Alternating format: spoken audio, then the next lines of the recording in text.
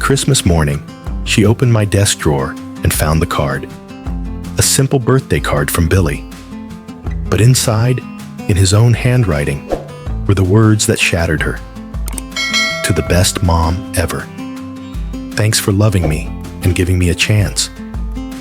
She froze, holding it like it was radioactive.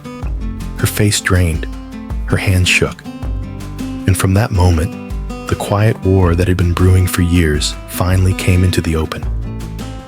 Billy isn't my biological son. He's my nephew. And for most of his life, the woman now staring at that card, my sister-in-law, didn't want him. When my brother married her, she already had an 11-year-old boy, Billy. A year later, they had a baby girl together. 2 years after that, a baby boy. Billy was 14 by then, and somewhere along the way, he became an outsider in his own home. My sister-in-law didn't hide it. If you asked her how many children she had, she'd smile and say, 2, not 3. 2.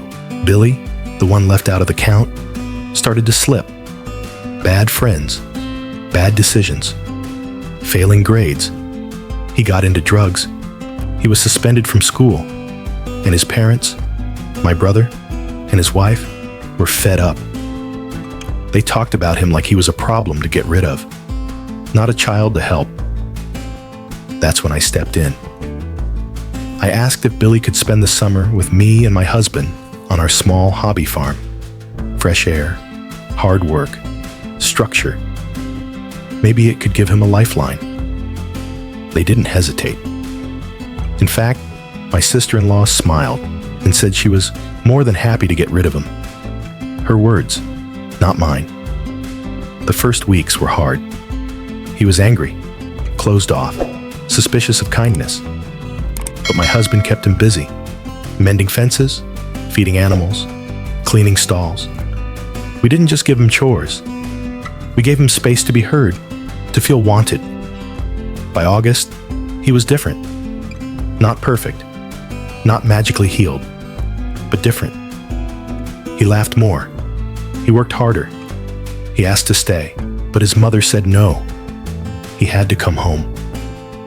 2 months later, he was back in the same trouble. Not because he was just a bad kid, because the indifference was still there.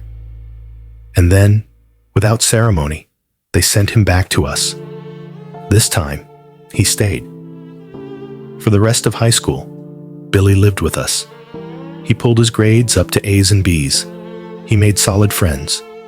He joined the baseball team. By senior year, he'd earned a scholarship to a local university.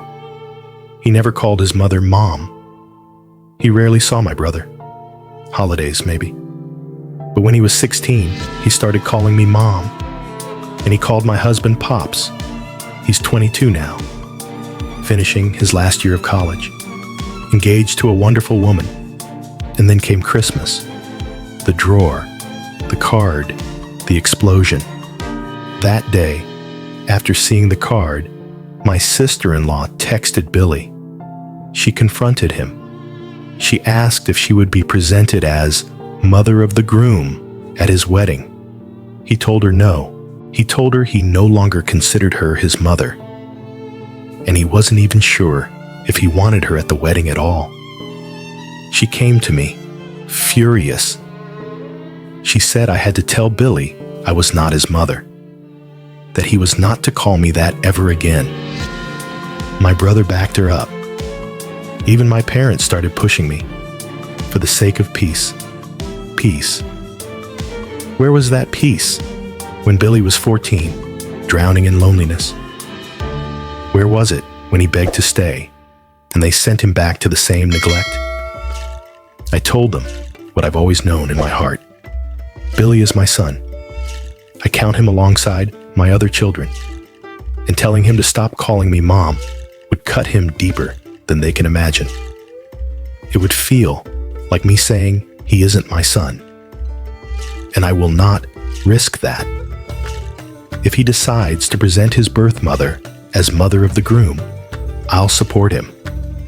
But I will not be the one to tell him to erase the truth we've lived My sister-in-law insists I'm making it impossible for her to have a relationship with him.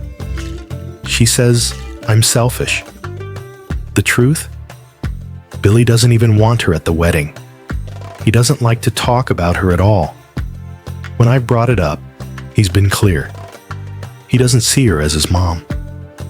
So now I'm here, stuck between family members who want me to bend and the son I love, who trusts me never to betray him. So, am I the asshole? I think about that card sometimes, about how it wasn't just a piece of paper with a sweet message. It was a record of the years we lived together, the trust we built, the love we shared. And in those few sentences, Billy summed up everything I had ever hoped to give him, a chance. Here's what I've learned. You don't become a parent by accident of birth. You become one in the quiet choices you make, day after day, to show up for someone who needs you. Billy gave me the title of mom. That's not something you demand. It's something you earn. And I want to ask you, if you were in my shoes, would you tell him to stop calling you mom just to make the people who hurt him feel better? Or would you hold the line, no matter how loud the pressure gets? Because in the end, peace built on betrayal isn't peace at all. It's just another way to abandon someone who's already been left behind once.